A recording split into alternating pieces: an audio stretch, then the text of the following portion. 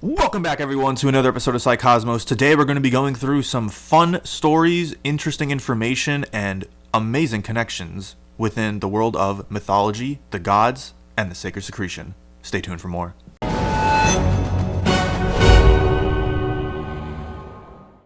We are going to be discussing gods, myths, legends, and the sacred secretion. We're just going to jump right into it, starting off with Egyptian. Now, this is going to be a longer style video, so we're going to talk about a bunch of different religions here. And Egyptian is one that we definitely have to go to. This is one that is deeply rooted in a lot of esoteric mysteries and hidden agendas. So the Egyptian pantheon has essentially a wide slew of different gods and goddesses. They were really big on the ideas of dualities and trinities.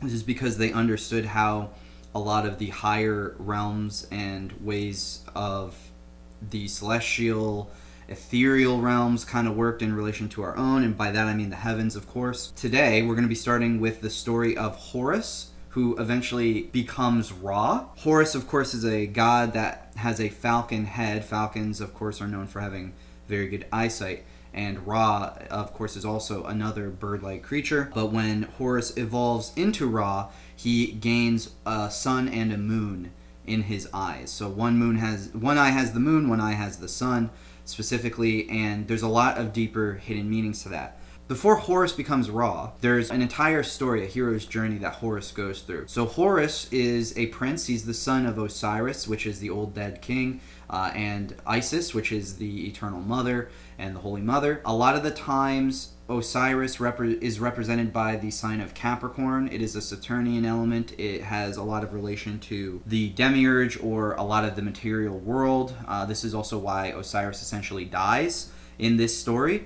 And then, of course, Isis has her part in this as well. She's kind of at the center of it all because she is the one that resurrects Osiris. Horus is essentially the sign of Aries. He is the prince who is rising and culminating up. When he evolves into Ra, he becomes Cancer. And when he is battling his uncle Set, Sun Set, that is Libra. Basically, you have the Ankh, which is an Egyptian symbol, which is the four corners of the universe. It's a crossway. And Horus is the right ascending. Actually, that's one of the many mysteries behind the name Ra in and of itself, R-A, Ra, right ascending. So Horus is the sun.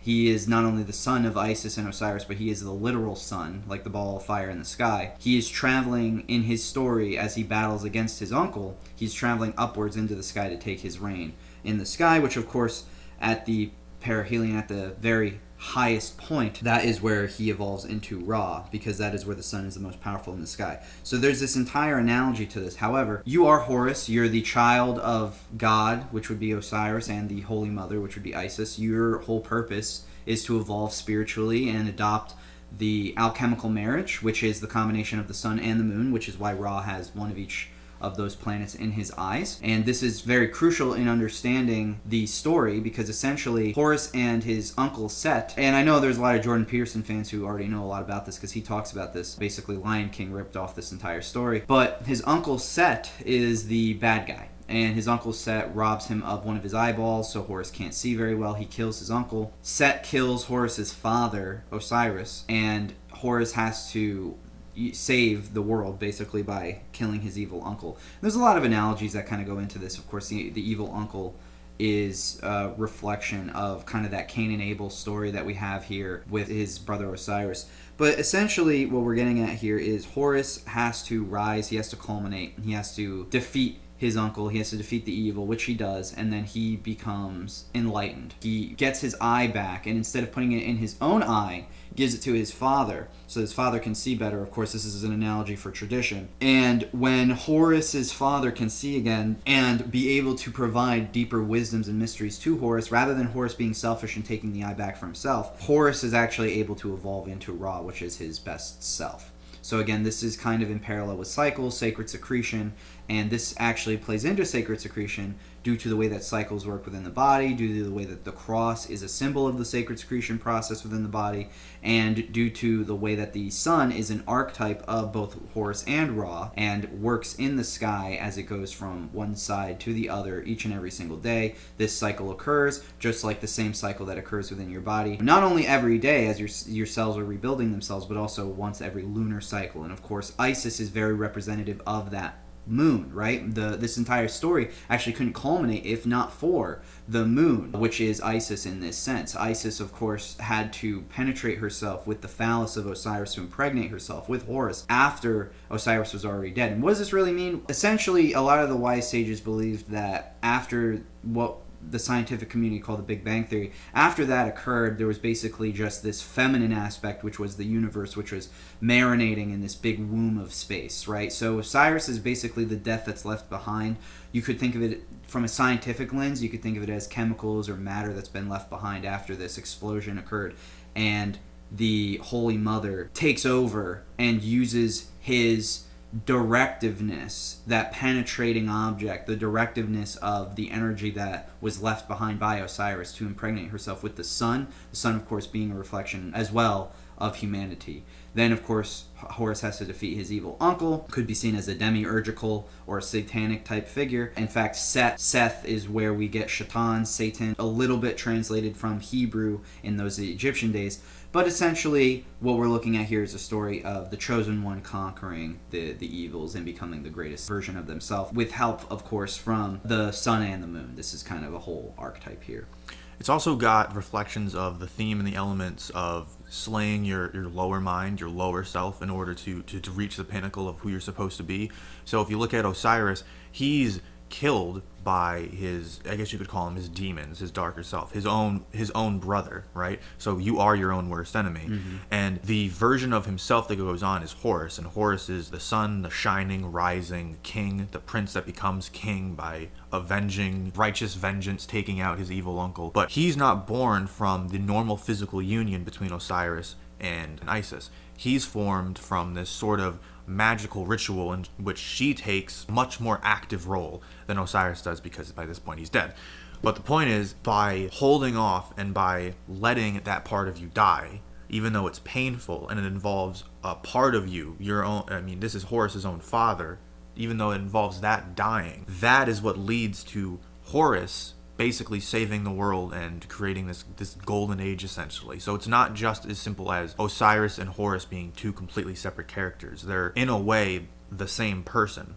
Osiris lives on in Horus, and it's because of the way that his union with his wife happened, and it's the way that he died and he was avenged. Is that, again, Seth isn't his own character either. He's the adversary in you. You are your own worst enemy. Satan, Ha-Satan, the adversary, is in you. And the bad part of that is that you limit yourself and you tear yourself down, and you know the easiest and worst ways to do that to yourself better than anybody else. But the good part of that, quote unquote, if you will, is that that's your adversary to overcome. And you need that in a little bit of way to drive you forward, to point out and to undermine the bad parts of you so that you can eliminate them and root them out and take out those parts of the adversary. So that's what it's really about. It's not just about this external malevolent force that's coming for you, or this internal malevolent force that's inside of you that's separate from you. It's about these parts of you that you kind of need, in a way, to have to go to war against, to have an adversary to fight against, to make you better, to hone you. And you need to basically kill that in a sense. And it is painful and it is a process, but that's how you get to be the golden, shining prince that becomes king. Like, that's how you do it. That's right. And that's exactly why we should be studying some of the things in Egyptian folklore and mythologies, because it has much deeper meanings than people think. Now we're going to move on to look at the Jewish lens of things, which of course these all promulgated around the same time. So a lot of the Jewish lens actually takes from the Egyptian lens, and they had a lot of influence on each other. One particular story which is very crucial and important to the Jewish folklore is that of the story of King Solomon. Of course, in English, Solomon really is an esoteric, allegorical kind of anagram for soul of man, or Sol Omon, which is sun and moon. So King Solomon is actually one of the larger figures in the Jewish faith because he is an epitomization of what it means to be a transcendent magician or an enlightened individual. So if you didn't know about Solomon, this is actually one of the inspirations from Tolkien's Lord of the Rings series, where Sauron is Saturn and Saruman is Solomon. And it's basically the fall of Solomon in relation to demonic worship. If you didn't know, Solomon is actually a king who had a huge reputation of being a demonic kind of liaison. He was known for having massive control over demons, and he was able to control them and take their powers to do different magics. However, there's a story that the Jews talk about. It's a very esoteric story. Solomon essentially becomes demonically possessed, and it's because he tries to take on the king of demons, which is known as Ashmedai or Asmodeus. Ashmedai is a demon which incorporates and kind of epitomizes the genitals. So it's an allegory for Solomon having many things set right in his life except his sexual appetite. One thing that Solomon could not overcome was his sexual demons, is essentially the allegory here. So what happens is Solomon loses his mind. The allegory for this is Ashmedai takes Solomon's body and casts him into the desert, throws him miles away. And of course, this is in relation to the soul. He didn't physically get yeeted out of the temple. He actually, his soul basically becomes possessed and gets tossed into the desert, or a desert if you want to see it that way. So Solomon's soul, Solomon walks back through the desert, and he eventually makes it back to the temple. Of course, he cannot take down the demon by himself.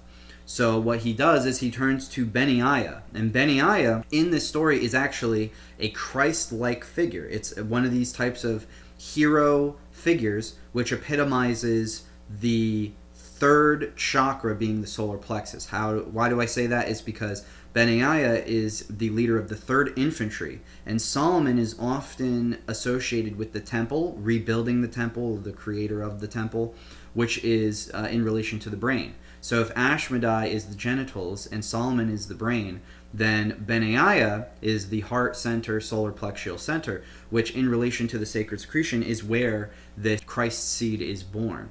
So Benaiah is tasked by Solomon to go take down the demon Ashmedai. And in order to do this, Benaiah needs what's called the shamir. Now, shamir means snake or worm, and specifically little snake or little worm. But it also has another meaning, which is oily. And so, in essence, Solomon, the brain, is telling Benaiah, the solar plexus, to utilize the power of the sacred oil, the sacred snake, the sacred worm. And this, in turn, subdues the demon Ashmedai, to which Benaiah is able to bring the demon all the way back to the temple, being the brain. Of course, this is in relation to the sacred secretion process.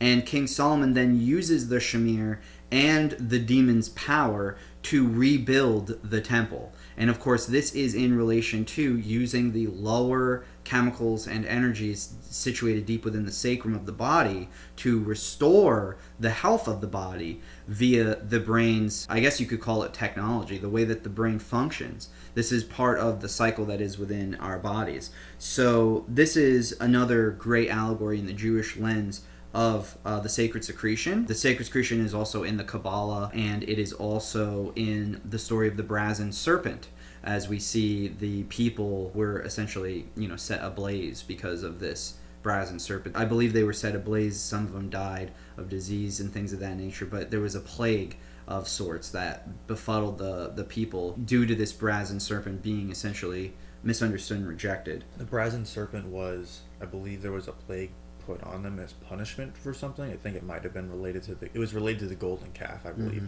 And then I think actually God summoned literal snakes to bite the people, but they were sort of magic snakes, it's implied. And then he held up the brazen serpent and he said, any who look upon this will be cured. Yes, and that's exactly what it is. It's the rejection of the brazen serpent, which is of course the kundalini serpent within man. This is essentially what casts plague upon us as human individuals, or at least that's a deeper meaning behind that story. But that's exactly why it's important to understand the Torah and the Zohar. specifically, because those books are full of relevant information that pertains to sacred secretion itself. Next, we're going to tackle the Nords, the Norse mythology, the Nordic peoples, the Vikings, as you know, that's their occupation at least. The Nords have two figures that are similar to Christ in a sense, but they have different aspects to them in their stories. These two figures would be Odin and Balder. Balder is actually Odin's son, and Odin, of course, is the All-Father. Odin is the wise old sage. He has 3 wells that he visits during his patronage into becoming the All-Father, being the All-Father.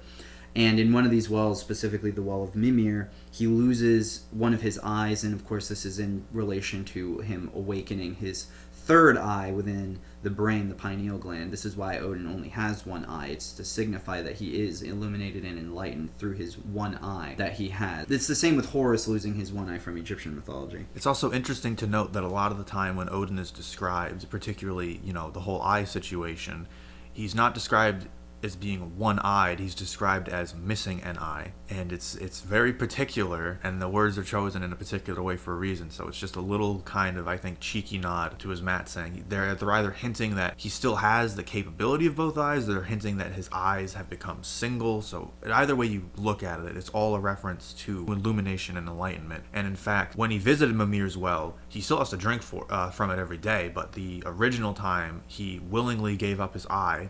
And the goal was, basically, it was part selfish and part selfless. He wanted wisdom, very similar to Solomon. He wanted the most wisdom possible, and it was so that he could be the best ruler of the gods possible. So you have elements of the selfishness and also the selflessness where, yes, he wants to be in charge of everything, but he's also looking for a way to be the wisest and best version of that. Which, if it's genuine and it appears to be based on the stories and what he gets out of it, that isn't inherently totally selfish. And that is exactly why Odin crucifies himself for 9 days on a tree. Very similarly to how Christ is crucified as well. He does this so that he can die and then resurrect himself on this tree.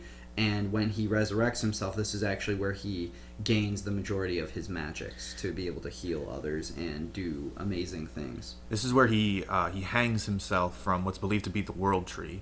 And he sacrifices himself to himself. That's how the story goes. A sacrifice of myself to myself. And he actually stabs himself in the side, which definitely appears to be either a reference, a reflection, or don't know who borrowed it first, but it's definitely a reflective of the spear of Longinus into the side of Christ. Mm-hmm. And he keeps the spear there for 9 days, and he basically hangs over pretty much the void of nothingness is what is implied, and he stares into the void for this entire time, and this is where he gets his magic in the form of the runes.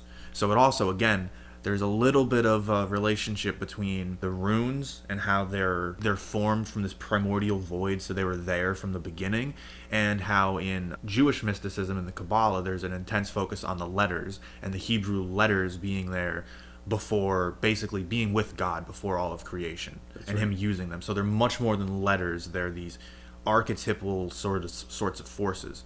And in the Norse tradition, they have that very similar thing with the runes, and where he's gazing into the void of nothingness for days and days on end as he sacrifices himself to himself, which again is not inherently selfish, because that's what you do when you go through the sacred secretion process and try to better yourself. You're sacrificing the lower parts, the worst parts of yourself to God, which is in part yourself. We are all God. Your higher parts of yourself. Exactly, and that's what brings you up there, and that's what gives you the magic and the knowledge of the runes, and that's how he says that he got them, and that's a huge part of Odin's whole thing and the stories and stuff. Master of magic, wisdom, and a little bit of a tricky rogue, to be honest with you. He likes to wander around disguised as a regular person and just kind of help people out a lot of the time. So he's an interesting dude. And that's very analogous with how a lot of people today feel as though they meet passerby strangers that have Christ consciousness within them and they change their lives. So it's probably more akin to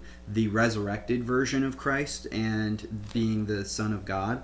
But the other aspect of Christ, which would be his more human form, his more mortal form, this is shown in the story of Balder. So essentially there is the event called Ragnarok, which is the total annihilation and destruction. Of course, Ragnarok is an analogy for the sacred secretion itself, because Ragnarok is essentially the lead up to events in which, things didn't happen the way that they should have, especially with Baldur's death, which we're going to get into in a second, and this causes Ragnarok to occur.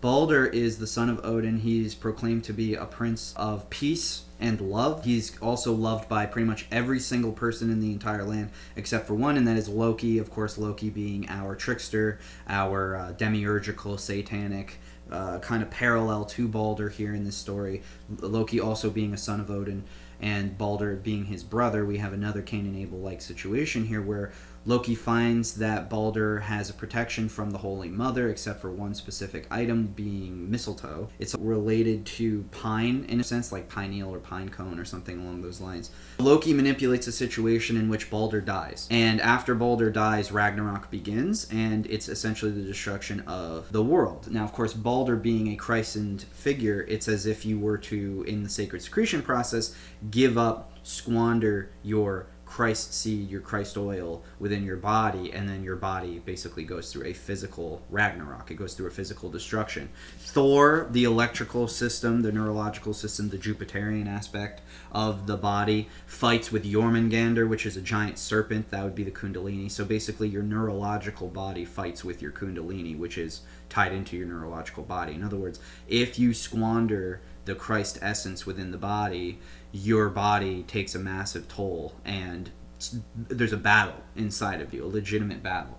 And of course, there is some versions of the story where Baldur actually has a second coming during Ragnarok and thus saves the entire world. And of course, Loki slaughtering Baldur through his mishaps is actually part of the sacred secretion process itself, because the Christ seed falls into the sacrum and essentially battles and dissolves before coming alive again within the brain after it is resurrected in the tomb after the 3 days, or in this case, in Odin's sense, it would be the 9 days that he was hung on the tree of life, basically. So that is why it is very crucial to understanding a lot of the Nordic interpretations as well, because they are very well deeply rooted into this understanding and these sacred truths of the human body. Next, we're going to look at everything from a Greek lens. And the Greeks actually have a ton of different information surrounding the sacred secretion. One great example would be Asclepius, which is kind of a minor god or deity in the Greek pantheon. He's often seen with a staff with a coiled serpent around it, or he can sometimes be carrying something that looks similar to the staff of Hermes. Both of these are indicative of the sacred secretion cycle within man. Both of them are indicative of Kundalini energy and healing energy within the body. But the actual big guy in Greek mythology would be Dionysus, or to the Roman, Bacchus. Dionysus or Bacchus is a deity that is the son of Zeus or Jupiter, and it epitomizes basically the asteroid belt, and it also epitomizes the christened figure. So there's a story where Dionysus is brought up into the heavens and is torn apart by the 12 titans. This is in relation to the 12 zodiacal signs. Those would be the 12 titans. And the breaking apart of these things is due to gravitational force. So essentially, the destroyed aspect in our local solar system, being the asteroid belt, is a reflective analogy of the Christ seed and the christened oil within our bodies, which gets not necessarily destroyed, but it gets alchemically transformed due to its own death and rebirth destruction within the body.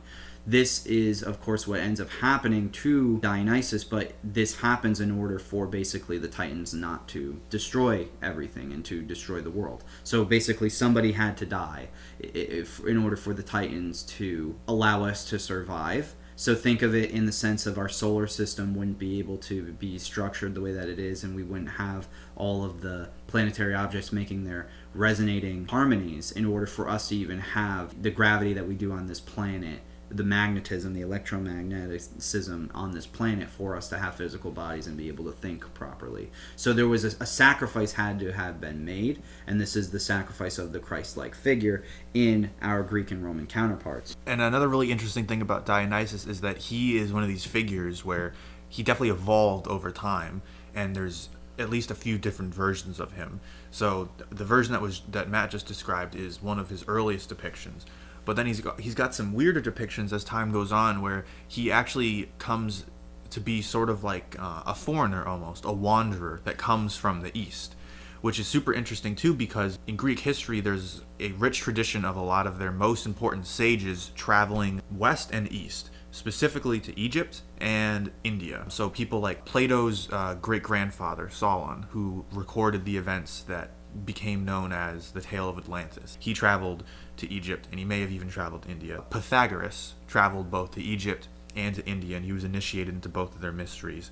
One of the most famous Pythagoreans, Apollonius of Tyana, he also traveled to Egypt, and he went to India twice. So there's this long tradition, even in the Western world, of a lot of wisdom coming out of the East and people going there specifically to get it. And Dionysus is actually this figure where he's a bit of a wanderer, doesn't really fit in, could be a reflection of his position as this destroyed asteroid belt, where he doesn't really necessarily have a rigid home the way that these other planetary gods do.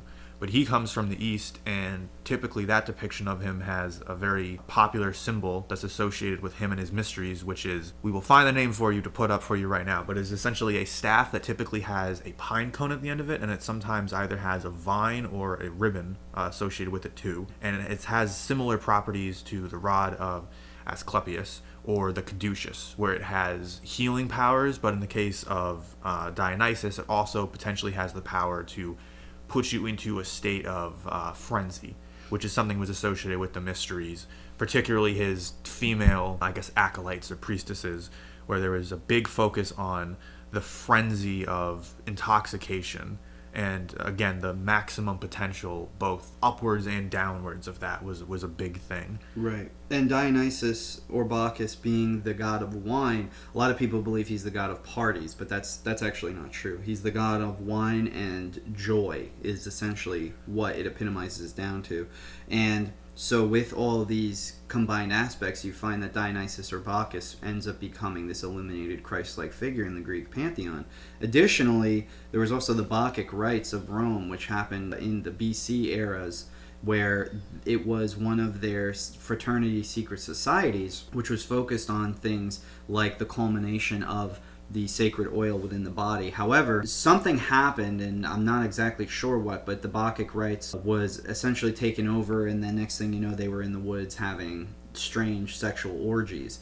Now, this is a great example on how the allegories of the sacred oil, the sacred wine within the body being alchemically transmuted in a allegorical, metaphysical, and physical sense within the body, of course, ends up getting perverted and made into a literal translation out in our real world, where now, of course, it's drinking, boozing, frenzying, intoxication, and lots of lustful sex. So this is one of those perversions that we see throughout history on how they took a concept and then basically destroyed it, and it has caused a stigma towards these types of esoteric mysteries because people don't really understand what they're about. And in large part, it's because they take one potential meaning of a word or a concept, and they almost exclusively dwell on the negative side of it. In the case of Bacchus or Dionysus, what's frequently associated with him, one word that keeps coming up is something called frenzy. And frenzy has to do with the state of intoxication.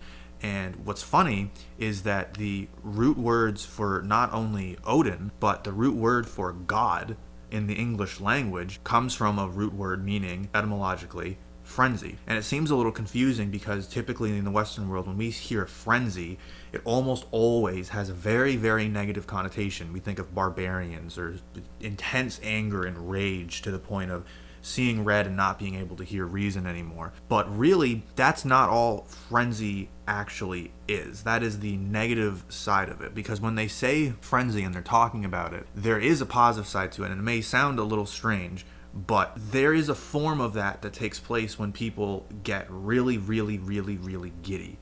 And frenzy doesn't have to just mean anger or rage. It has to do with an intense state of hyperactivity, of super, super high vibration that has a tendency to tip into the dark side in the form of anger or debauchery or completely losing control. But really what it's about is when you really start to understand a lot of this stuff, maybe some of you have felt it, it's this intense hyperactivity of you just need to share this stuff with someone. You are just so excited and thrilled by this stuff that you're seeing and discovering, it's a feeling of you want to tell someone, but there's no one you could possibly tell. And it doesn't mean that people don't understand it. It's just this very difficult feeling to describe, where you really, really feel this intense urge to share this energy and this knowledge, but you don't necessarily always have like a perfect outlet for it. So you're just absolutely buzzing. And again, it has nothing to do with anger. And if you look into the word frenzy and the root of it and why it evolved into the names for Odin and for God, you'll find that really it doesn't inherently have anything to do with just anger. It's a sort of modern invention and interpretation and everything. And one other story in Greek which has a pretty big reflection with humans and sacred secretion would be the story of Perseus. The Milky Way galaxy falls in line with the Perseus constellation. So the Greeks looked up in the sky and they named that constellation Perseus, that runs through the galactic center, because the story of Perseus is actually the story of you. In essence, Perseus goes and slays Medusa, Medusa being the medulla oblongata, it's the lower brain, it's the lower mind. Perseus uses a mirror, so it's reflection, it's reflectivity to look into himself, and destroys his lower self. When he slays Medusa, Pegasus and another guy, some golden thing comes out of it. This represents like Christ oil. Okay, so when he slays the lower mind, you have a elevated horse. You have this horse with wings. Of course, the Pegasus constellation is in the sign of Pisces, which rules the pineal gland. And then you have the other golden thing, which I can't remember what it's called, but it's called like a crystal door or something like that. It has the word Christ in it. And so Perseus then is helped by Athena, goddess of wisdom. He's helped by Mercury, another god of wisdom. And Mercury, of course, has the caduceus. And all of this is paramount to what Perseus is trying to do. He ends up saving his woman Andromeda, which is another galaxy that was named in the sky. And he ends up defeating the serpent in the ocean. He ends up going back and recovering his homeland. He defeats the old evil king, just like Horus defeats Set. He takes over the land. He saves his mother, who was being raped by this evil king. And he gets married, and he has his own kingdom. Perseus is you. You are supposed to be Perseus. You are supposed to be the epitome of the illuminated man. And this is another big reason why the Greco-Roman pantheon is critical to understand and really study, so that we can get deeper details on these types of stories that they clearly knew about. I mean, there's a lot of other stories that we could get into, but that's where we'll leave it for now. The next country that we're going to tackle is India. And India is actually a very amazing country. As you know, this is where we get Kundalini from. Kundalini, of course, being the energy within the body which is activated through all the means in which we talk about here on this channel. It is very deeply incorporated with the sacred secretion process, because it is much more so on the energetic scale, how to raise those vibrations and frequencies. But the Indians specifically definitely knew a ton about sacred secretion, because they bring up the chakras. They invented the chakras. The Vedas invented all of these wonderful ways in which we can study the human body and really get down to the root cause of healing, anti-aging, anti-disease, and things like that. There's even a deity that's called Soma that's associated with the moon, and it's also a substance. It's commonly referenced as sort of a combination of ambrosia from the Greeks, so the nectar of the gods, the sustenance or drink of the gods, but it also has a sort of physical form to it, where it does appear to be referenced as an actual psychedelic substance, which is also super common among the religious traditions of the world. But it goes a little deeper than that, in that Soma is an alternative name for something that's also called Ojas, and there's also another alternative name or a similarly related substance to something called Amrita. And all three of them have to do with enlightenment and meditation and cultivating it into a higher form, in the same way that the sacred secretion process talks about. And in particular with Soma, it's associated with a point located on the back of the head called a bindu. It's also apparently a point where it's common for some Brahman practitioners to grow a specifically religiously significant tuft of hair. But regardless, through this point of the back of the head, it's believed this is where you get some basically cosmic mojo, in particular from the moon. And there's a variety of practices, but the main deal is if you cultivate this substance that's generated in your body, you can raise it to your brain. What does that sound like? And if you don't, and you live a life of debauchery and base pleasure, it'll actually fall down your throat and be burned up in your Manipura chakra, which is the solar plexus area. Again, what does that sound like? Even cooler is there's a specific practice that they do which involves essentially bending your tongue back into the roof of your mouth. It's a very, very long process, and it involves, with a trained practitioner, cutting off, eventually severing through specific tendons of your tongue. I'm not recommending anybody does this. I'm just talking about a practice here. But the point is that a major focus of it is keeping the tongue on the roof of your mouth and even further back to help guide this fluid.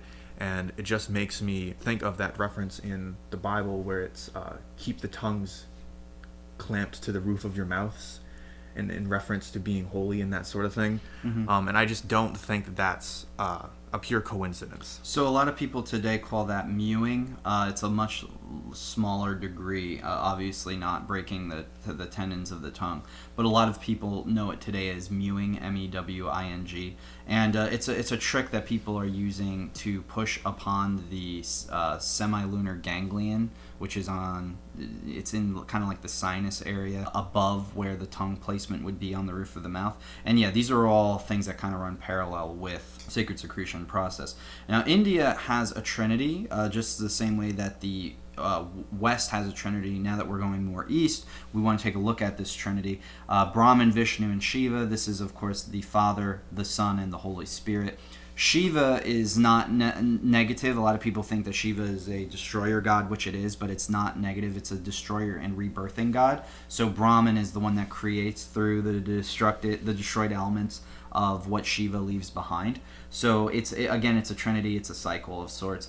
And each one of these, Brahman, Vishnu, and Shiva, has their own kind of correlations in many different stories. Vishnu, being the sun, has a avatar. So basically in the Indian equivalents, you have these higher gods, Brahman, Vishnu, Shiva, which is the Father, Son, Holy Spirit Trinity. It's the exact same, essentially it runs parallel with those Western ideologies, whether it's the Greco-Roman or the Judeo-Christian, it doesn't matter. Even Egyptian understands this Trinity, and they believe that the three main gods here essentially take avatar form. So if you've seen that movie by James Cameron, Avatar, basically, yes, like a spirit goes into a body.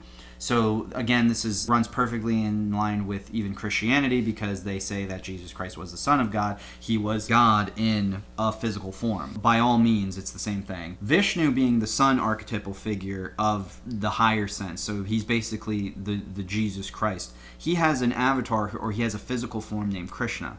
Now, a lot of the time, these forms have blue skin if they're coming from one of these major gods. And this blue skin epitomizes the blue chakra. It's also the blue sky. It means it's supposed to have a reference to being something that is above us, because, a lot of the ancient traditions kind of saw us, the earth, in either the heart center or in the genital center, but definitely not the brain center. So everything from, if you take like the human body and you map it to the heavens, everything that would be from the heavens is definitely higher than us, and this is where these beings would come from. So the throat chakra is elevated, right? It's kind of like in the middle. The neck is in the middle between the head and the body. So they gave these beings blue skin because blue is one of those illuminating enlightenment colors, right? So Vishnu has an avatar form named Krishna. This is where we get the word Krishnamurti. This is, of course, the Christmas of India on December 25th, runs right in parallel with Jesus Christ. The Christos, the Krishna, these names are actually deeply intertwined. They're deeply rooted with each other. Brahman is like Abraham, and Shiva, there is actually Shiva in the Judeo-Christian sense as well. So these concepts are actually quite interlinked. And Krishna himself has a lot of parallels that run in line with Jesus Christ. One of my favorite stories of Krishna is actually where basically he's just chilling and his friends end up being eaten by a large serpent. So Krishna goes into the belly of the serpent and saves his friends. Very simple, but think about it deeply and you'll find that this whole analogy with snakes, analogy with going into the belly of the beast, analogy of saving people out of the belly of the beast being a serpent, a lot of these, of course, play into that Vedic ideology of Kundalini, of swallowing serpents, the serpentine energy which encapsulates people and must be overcome. This is huge in relation to a lot of other spiritual faiths. India definitely has a very deeply rooted understanding of the concepts behind the human body. The unfortunate truth is, and this is just my opinion, I think some of the Veda information is a little complicated. So you have 33 million gods, as they say, but a lot of the time those gods are not really like written down. You're not going to find a list of all the names of the 33 million gods. It's more of an analogy, and people get confused by that because they're saying, well, God is just one thing. How can you have 33 million of them? But 33 is actually just the number of the spinal column. So there's a million. You could think of it like there's a million cells which make up one spinal column each. So there's 33 million gods in a sense, because you are made in the image of God. So it's actually very deep, runs very, very much in parallel with the human body. I think that a lot of it is lost today. One of the other things I really like about Indian culture is they have the exact same nomenclature for the days of the week that the West does. So I don't know the names off the top of my head. Hopefully we can put them up in the video. But each day, so Sunday, for example, in the West, in the Western world, Sunday obviously is the day of the sun. Well, in the Indian translation of their days, it's the exact same planetary objects which rule the same days of the week. So they actually follow that same planetary calendar. And as we have discussed in our video as well, the differences between Western and sidereal or Vedic astrology are very, very, very minimal. And they're both essentially right. It's just from what perspective or angle you're looking at. So the Vedas definitely knew what they were talking about with a lot of this stuff. It's kind of unfortunate that, you know, as we've gotten older, all of these countries, including India, has kind of strayed away from really trying to get a hold of what their spirituality and their religion actually means. But that's kind of the world that we live in. And, you know, it's great that we actually have these Indian books like, you know, the Mahabharata or the Bhagavad Gita to kind of learn from as well. And I would say that if anybody else is interested in this sort of stuff, definitely check it out. Because, I mean, we haven't even read the majority of this stuff because there's just so much material and it's so dense. But it's really, really richly packed with spiritual information. And one thing that I was surprised in the little bit of reading that I've done, just in Eastern traditions in general, is they have a very, very amazing sense of humor, I think. And they incorporate it very well in kind of background ways into their stories. There's another great little story about Krishna when he's a little baby Krishna and he's a little boy and he's outside and some of his friends are eating sweets or something of the sort. And he really wants some, but his mom is like, no dice. So he ends up going and sitting off a little ways from his friends and he just starts eating dirt. And the implication is that because he's Krishna and he's basically God, he's turning the dirt into sweets and he can basically do whatever he wants. So he's eating dirt and his friends eventually go over to his mom and they go, Mama Krishna, Krishna's eating dirt. And she goes over to him and she goes, boy, what are you doing eating dirt? And he goes, I am not eating dirt. And she says, what, are all your friends liars? They say you're eating dirt. And he says, Mother, I tell you truly, there is not any dirt in my mouth. And she goes, open up your mouth. And so he opens his mouth and she looks inside and she sees everything. Everything. Mm-hmm. The stars, the cosmos, the gods, the Brahmins, all of existence within his little mouth. And I don't know, I just think that's kind of hilarious. Yeah. But it's also really enlightening in a way because they're sort of telling you that Krishna, which is an embodiment of God, which is the source of everything, so we're all sort of pieces of it, and our goal is to return to it. Everything is within you. Everything is within you. Anything that's out there in the cosmos that you see, you have a reflection of inside of yourself, and that's the most beautiful and frightening part of the human body. Mm-hmm. And that's why, you know, again, just to reiterate, the Vedic and Indian information that we have today is so paramount and important to our understanding of even the sacred secretion cycle itself, because they have a lot of confirmations of the same exact wisdom. And so it's just a beautiful thing to study. The next culture that we can tackle is going to be the Chinese culture. And there's really mainly two figures that I kind of want to touch on in the Chinese culture. Those two figures would be Nizha and Wukong. A lot of historians believe that Nizha came as a byproduct from stories of Krishna. Right? Nizha was in his mother's womb for 3 years, similarly to how Christ was in the tomb for 3 days. After Nizha's birth, there was all of these different sages that were basically saying that Nizha was a destroyer of sorts. And in reality, Nizha was actually a hero. And so what happens is Nizha goes to the bottom of the ocean to fight Ao Kuang. There's like a whole bunch of stuff that happens to lead up to this, including Nizha slaying Ao Kuang's son. But anyway, Nizha gets to the bottom of the ocean to fight Ao Kuang, which is the dragon of the east and the dragon of the eastern waters. And Nizha slays the dragon at the bottom of the ocean, but dies himself. And ultimately then is reborn. And when he's reborn, he has these new weapons. One of them are these golden rings. The rings, of course, are to epitomize all of creation and the continuation of life and existence in and of itself. He gets a red sash, which is very similar to the red sash that we see on Mother Mary or Mary Magdalene and a lot of those Renaissance-style paintings. It is very analogous with like the red string of fate or the silver cord of destiny and these types of concepts that revolve around somebody being spiritually connected to the higher realms. It has a lot to do with like quantum physics as well.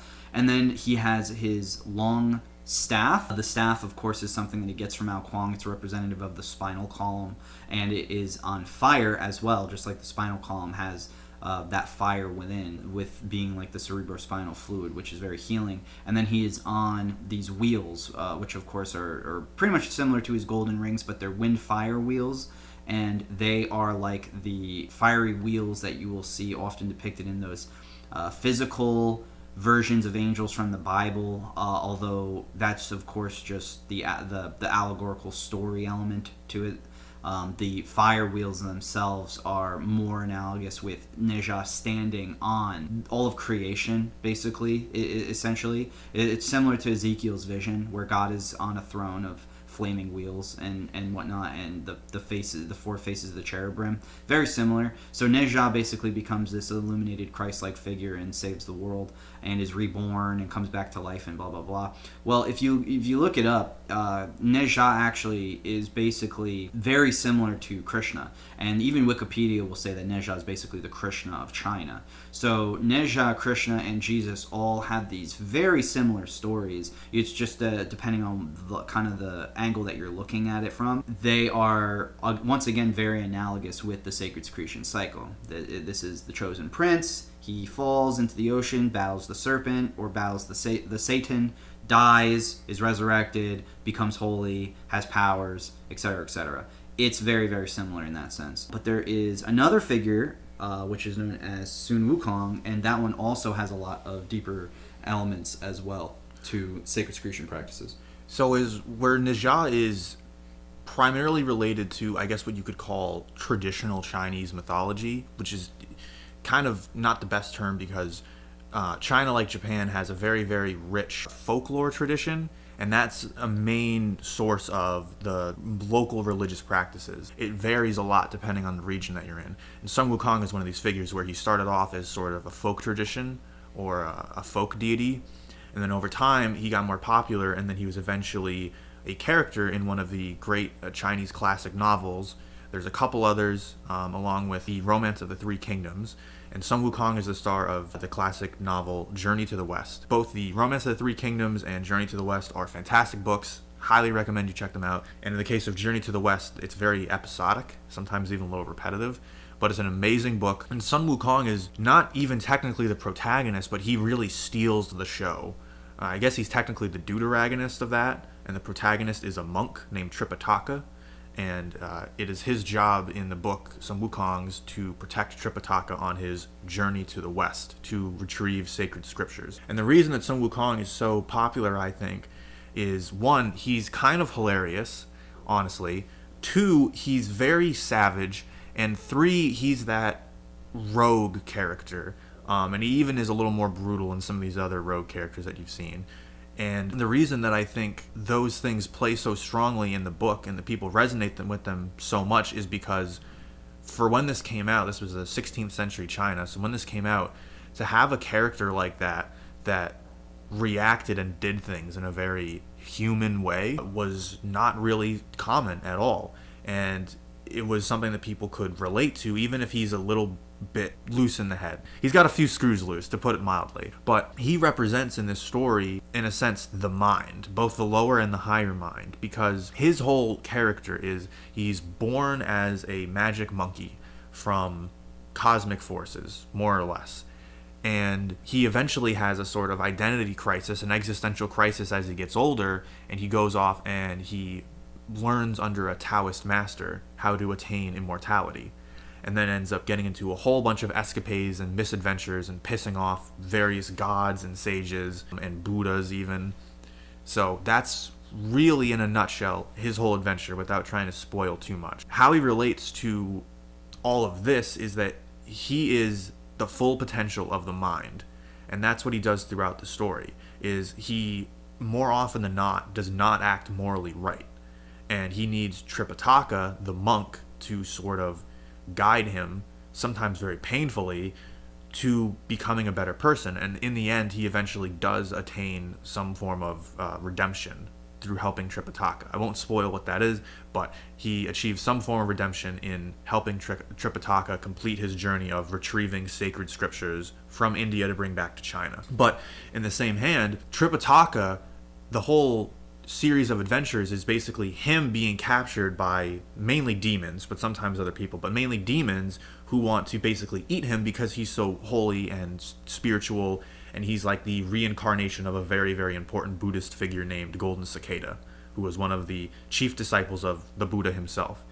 But without Sun Wukong, Tripitaka would have died many, many times over in the book. So they need each other in a sense where Tripitaka needs to be protective, because not only does he constantly run into trouble, and he's so holy that it's almost a detriment to him, but he's also incredibly naive, and he frequently gets himself into these situations because of that. But then Wukong needs a moral guide, because, to be honest, he goes around in large swaths of the book just freaking killing people, and most of the time they deserve it. And I wish I could tell you that the other ones there's at least a case for, but there's not. There's just some straight up wanton murder that is not justifiable in any way, and in a really morbid sort of way. Sometimes the way he kills people is even funny, because he can see that someone's a demon, but he doesn't even tell anybody, and they look like a normal person, and he just whacks him in the head with his magic staff and just kills him and breaks him into a million pieces, and everybody just kind of freaks out. And how he's able to do this in the first place, how he's able to see that these demons are demons, how he's able to fight them so effectively throughout the book, goes back to his Taoist training and how he attained immortality, because he's actually immortal on a few different layers, which is really weird, but that's kind of how it works a lot of the time in these Chinese stories. So originally he achieves immortality from a Taoist sage. So basically he learns the right stuff. I don't know. It's very vague. He's given the secrets. That's basically what it says. The Taoist master whispers secrets into his ear, and then suddenly he understands everything. And this is how he attains his first form of immortality. But then he learns from the master that basically heaven isn't super keen on this form of immortality. They sort of feel like it's cheating in a sense, and they don't really like it. So after several hundred years, they'll start sending a series of natural disasters down upon whoever achieved this specific form of immortality, and these special natural disasters are capable of killing them. So Sun Wukong learns the defenses from his Taoist master against these, and now he thinks that he's double immortal, so he's all covered. Eventually, he's offered a job in heaven. He declines. They get mad. They give him a different position. He accepts. He goes up to heaven. He finds out that he's in charge of watching the horses. He gets pissed off because that means nothing, and he's the lowest ranked person. He goes back down. He has another big battle with heaven. He says, I want to be called the great sage equal to heaven. They go, okay, cool. We'll give you that empty title. It means nothing to us. Then eventually they realize, we have a super hyperactive, magic immortal monkey man hanging out in heaven with nothing to do. That's not good. So they want to give him something to do. So they put him in charge of the peach orchards. Why? I don't know. It seems like a terrible idea, but that's what they go with. And these peaches, you see, are special. There's basically 3 different kinds of peaches. You have regular immortal peaches, super immortal peaches, and then ultra mega immortal peaches. And Wukong, long story short, eats almost all of them. And then eventually, these ladies come by to get some peaches for this big shindig heaven party. And they're like, hey, we need some immortal peaches. And the guy outside of the orchard is like, well, I'm sorry, but the orchard watcher, Sun Wukong's not here right now. And they go, okay, well, can't we just go in and get the peaches for the party? And he goes, okay, sure. So they go in. Wukong is hiding somewhere in a very tiny form because he can do that because he's magic. And he overhears them. And he's like, hey, what's going on? Oh, we're here to get some peaches for the super mega heaven party. And he goes, oh, okay, cool, no problem. And they go, where are the peaches at? And he goes, don't worry about that. Hey, am I invited to this party? And they go, no, sorry. And he goes, that's a bunch of bullshit. So he goes, time, stop. And he freezes these ladies in place because he's magic and he can do that. And then he ends up flying out, crashing the party, getting super fucking drunk on the immortal liquor. So now, in case you aren't keeping track, that's 1, 2, 3, 4 different levels of immortality. In his drunken stupor, he stumbles into the chamber of the head Taoist himself, Lao Tzu, the inventor of frickin' Wu Wei, stumbles into his home, finds his pills of immortality, eats all of them, sobers up, realizes what he's just fucking done, and then runs back home to prepare for war. So that's basically how he gets all of his different levels of immortality, and that's also how he pisses off all of heaven. And then this is what puts him on his redemption path, where ultimately he attains redemption and eventual enlightenment through helping Tripitaka retrieve these scriptures. So the main point in all of this is that you can achieve results by going down the dark path. And it's not even implied that it's necessarily the easy path. Because to be honest, Sun Wukong does actually work very hard as a Taoist for like years. Like he does the grunt work, the sweeping, the tidying up, the whatever. But the point is that his mind's in the wrong place. And all he wants is to be immortal so that he doesn't have to deal with not being around, because he can't bear that idea. He's Sun Wukong, he's the Monkey King. And it's only when he actually starts using his mind and his talents for a noble effort, and then even that's not necessarily enough. It's only when he does that and he really actually finally lets it sink in and is doing it from an internal place of motivation. He's not doing it anymore because he's being punished by a Tripitaka or the other Buddhas or the other gods of heaven, but because he realizes this is what I want to do, this is the version of Sun Wukong I want to be. Only when he does that does he actually succeed and attain his redemption. So he is a story, a very complicated, I think funny story of the potential of the mind and about how the mind is incredibly powerful and it can do almost anything, but if it's not being used for the right purpose, and if it's not in line with your spirit and the version of yourself you want to be and you know you should be and you know you can be, if those things aren't in alignment, then you're never going to succeed, and all you're going to end up doing most likely is getting drunk and pissing off the gods of heaven.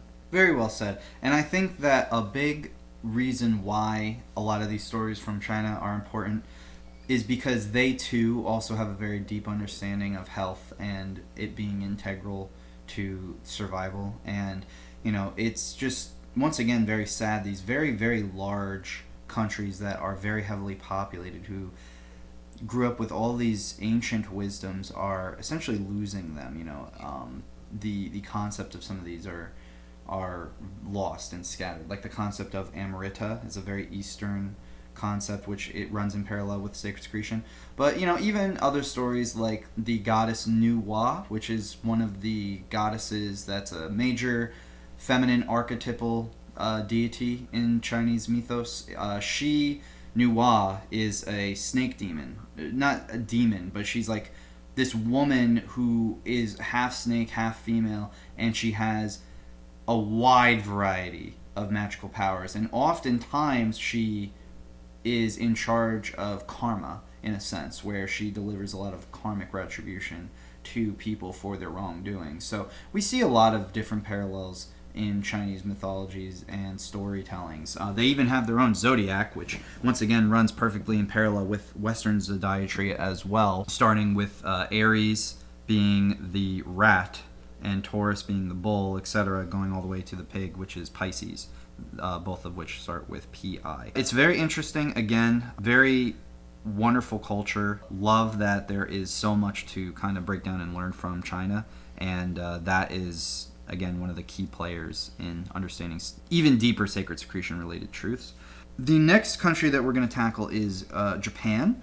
Japan, of course, being another Eastern Asiatic country which has their own forms of mythologies and stories and such which pertain to the sacred secretion cycle. They too have a trinity. In fact, they have a trinity of objects that the magistrate in Japan has to basically incorporate into their ceremony. It's a ritualistic ceremony. So when you want to become prime minister of Japan, you're actually becoming emperor. If you didn't know that, they still do emperor of Japan, but it's just been pretty much boiled down to what it used to be. When you do become emperor of Japan, you are required to perform a ceremony with a gemstone, a mirror, and a sword. This trinity actually is the Father, Son, Holy Spirit in its epitome. These three objects being the sword, the gem, and the mirror. All three of these are very integral to their mythology. So the sword has to deal with the sun archetypal figure of the Trinity, which would be Susanoo, which would be the earth in a lot of ways.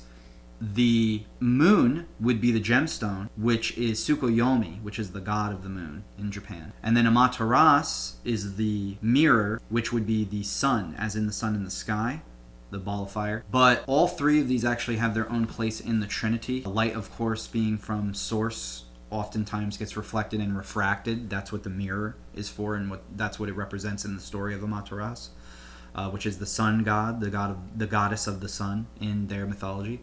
Tsukuyomi, having the jewel, that is in reference to the jewel being, of course, the most expensive of those three.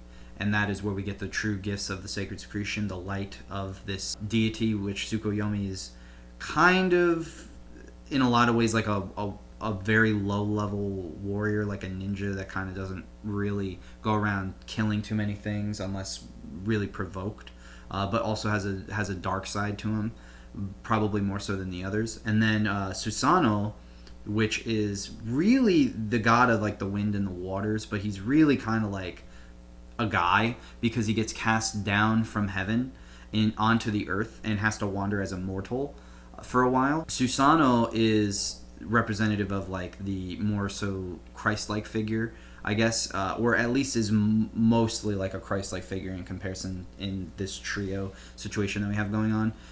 And of course, there's other things that play into the Japanese mythos as well, but these three are extremely important, especially the story of Susanoo, as he is cast out of heaven for his transgressions, and then must fight the 8-headed serpent Orochi.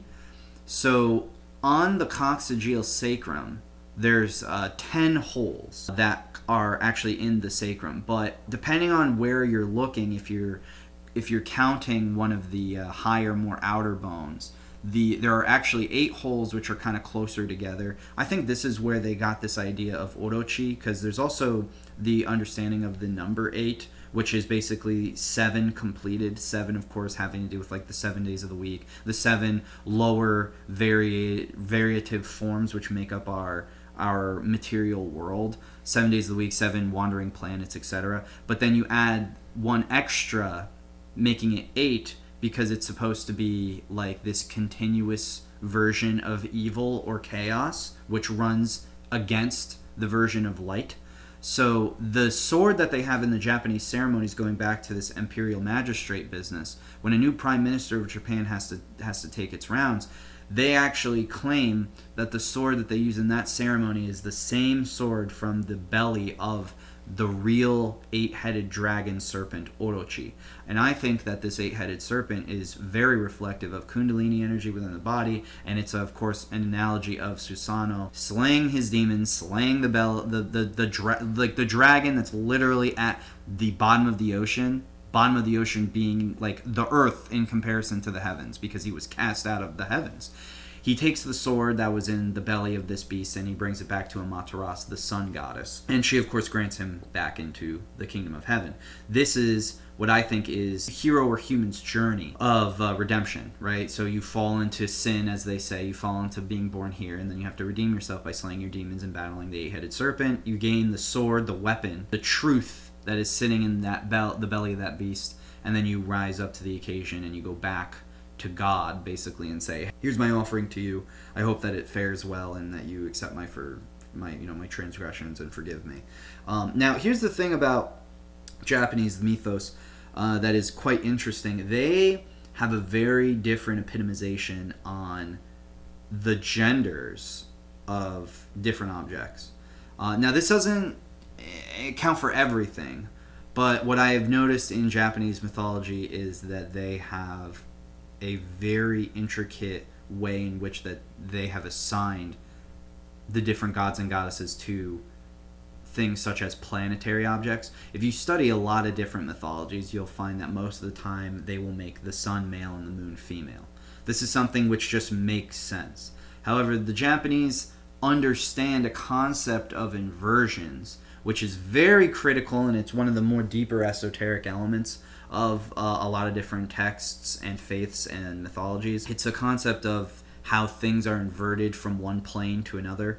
An example would be, of course, like we stand upright, and there are animals which we consider lower than us, but they are turned sideways. You know, fish, birds, mammals, land animals. There aren't too many animals that actually stand on their hind legs, and the ones that do often have superior intelligence to other creatures that don't. So one plane of existence would be like our world, the human world. Birds and fish and cats and dogs don't really understand what houses and skyscrapers and lawnmowers or any of the creations that we made. They don't really, at least we don't think they grasp the concept of human society or evolution. So we, in some consciousness sense, to a lot of the wise sages, we live on a separate plane from other things, but the things that are on a lower plane to us are turned on their heads. They're turned sideways, right? So I think the Japanese understood some of these types of concepts, and they were trying to run them in parallel with the deities that they kind of put up in the sky. I don't really, and maybe somebody in the comments can help. I don't really have an explanation as to why they made Amaterasu female or Tsukuyomi male.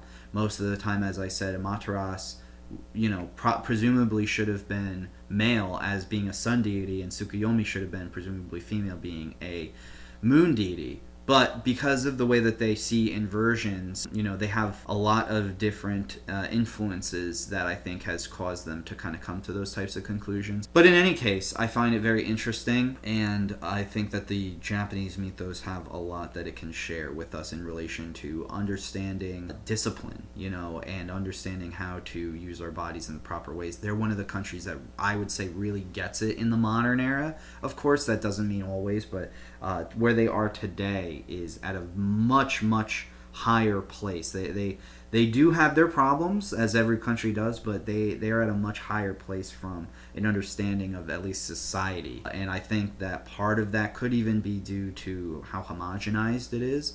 A lot of people think that's a negative, but when you have a bunch of people all centered towards one goal, and it's not just a hodgepodge of a bunch of different people, it can actually sometimes benefit the community compared to people who might have those other tendencies that are negative towards other groups of people. So it's a really interesting dichotomy that has to be kind of looked into further. But one thing can't be ignored is the progress that the Japanese society has made. And I think a lot of that is due to their concepts, which they have been known for being very closed off to the world. I think their concepts are very important to them, and it kind of shows how, I guess you could say, good those concepts are in a lot of ways. I would say more ways that you could say they were bad. So it's very good to understand at least those types of purviews as well, especially from the Japanese side of things. There's only one more story I want to bring up, and it's less of a nationalistic story, and it's more of a cultural story, and that would be the Rosicrucian Knights Templars story of Parsifal. And I wanted to include this just because he is kind of like a hero of this mythology, this branch of Templarism and even Freemasonry, right? So in in this Rosicrucian tale, essentially Parsifal is one of the lesser intelligent, more innocent and younger, more naive of the Knights of the Round Table. And if you recall, there are 12 Knights of the Round Table and King Arthur, totaling 13. It runs in parallel with the story of Jesus Christ and the 12 apostles. It runs in parallel with the story of the 12 tribes of Israel and the creation of Israel as one state, being the 13th element. 13 is a very important number, especially in esoterics. So 13 is often epitomized in a lot of different stories and mythologies. But King Arthur is tasked all his knights to go search for the Holy Grail. The Holy Grail, of course, being the sacred secretion cycle within the human body. But of course, in this story, it's a literal grail which you fill with as like a chalice. Of course, this is in relation to the brain and the human body. But either way, King Arthur tasks his men to do this, and one of the only ones that's actually very successful in his journey and in his tale is Parsifal, or Percival, as he's often called. Now, Parsifal, again, young, naive, he has this whole wide story, a bunch of rigmarole stuff of things that happen to him. One point, there's some fisherman guy, and he does some stuff with that, and blah, blah, blah, blah, blah. Basically, I want to get to one specific point, and that is after Parsifal goes on his tale. He goes all over the place, searches for this stuff. There's all these different analogies for the scent of fish, which is something which runs kind of in parallel with the sacred secretion process, because there is some people who say the oil smells like a fishy substance, or like a squalene type substance, which naturally would be in line with Jesus' story with the fisherman and him being associated with the sign of Pisces because he was in the age of Pisces. But and also the pineal gland too, pineal gland, Pisces, etc. A lot of this runs analogous with each other. And so Parsifal gets the Holy Grail, he finds it, and on his way back to deliver it to King Arthur, he is stopped. And the form that Satan essentially takes to stop him from delivering the Holy Grail to King Arthur is the form of a lustful woman, a beautiful woman, a very gorgeous woman who wants to lay with Parsifal. And there's actually so many different paintings of this Rosicrucian concept, the willingness of the demonic tendencies to go after those who have the best intentions. Parsifal is pure of heart. He is so pure of heart that he is borderline naive. He has to actually think about this decision, because the woman says, like, you can have me, but you have to give me the Grail. And what she's saying is, you can have sex with me, but like, you have to spill your seed, you have to spill your Grail, you have to do with me, and give me your power. And Percival thinks about it, battles with it, doesn't say no at first, actually really sits there and is like, I could give her this, and then I could have my way with her, and I kind of want that. But he eventually overcomes his demons, he overcomes that and rejects her, to which she turns back into an ugly demon. And then he delivers the Grail to King Arthur, and he is presumed as a wise sage. He's actually brought up as like this old wise sage, and he goes on to live for a very, very, very long time. Some even say that he's immortal. But he goes to live for a very long time afterwards. He does get married. He does get married, and it's to this woman that he falls very much deeply in love with, and there is a beautiful relationship there. And this is an entire analogous story of men falling to their perversions, men who want to become good and do good things in this world, falling to their perversions, falling to their demons, and not becoming the best versions of themselves. And of course, King Arthur, being that 13th element, he kind of represents, in a sense, that Jiminy Cricket, that Jesus Christ, that Christ consciousness. Hey, go get this Grail for me. And then, Percival is there. He's kind of this dopey kid. He walks around. He does all this cool adventuring, and he fights some battles. And then he gets this Grail. And then the Satan comes in the form of a woman and says, like, hey, just squander that. Just waste it all. Just forget about it. You know, and fortunately he does not do that, and he ends up winning, saving the whole day. He gets the Holy Grail, he gets the girl, and he lives the rest of his life in happiness. And that's, I think, a very important story just from a Templar perspective. And with that, I think that we are all out of time. I mean, this was a very long video. I hope you guys enjoyed it. We're going to break it up into parts. But if you wanted to find any of the source for this information, you can go check out our book, Psycosmos, a synthesis on human history and spirituality. We are going to be coming out with a 3rd edition and an abridged edition very soon here. But the whole goal is to break down a lot of these stories into something which is really digestible for people. So hopefully this video resonated with you. If you like it, the video, make sure you like, comment, subscribe, tell us what we did right, and lots of love to you guys. We hope that everything is going well. Keep letting us know what you want to hear more of down below too. We love engaging with you guys and giving you what you want to know and giving you whatever information and tools you think is going to be most helpful for you, because that's kind of the whole point of all this. So thank you guys for everything. And we love you guys. Stay golden.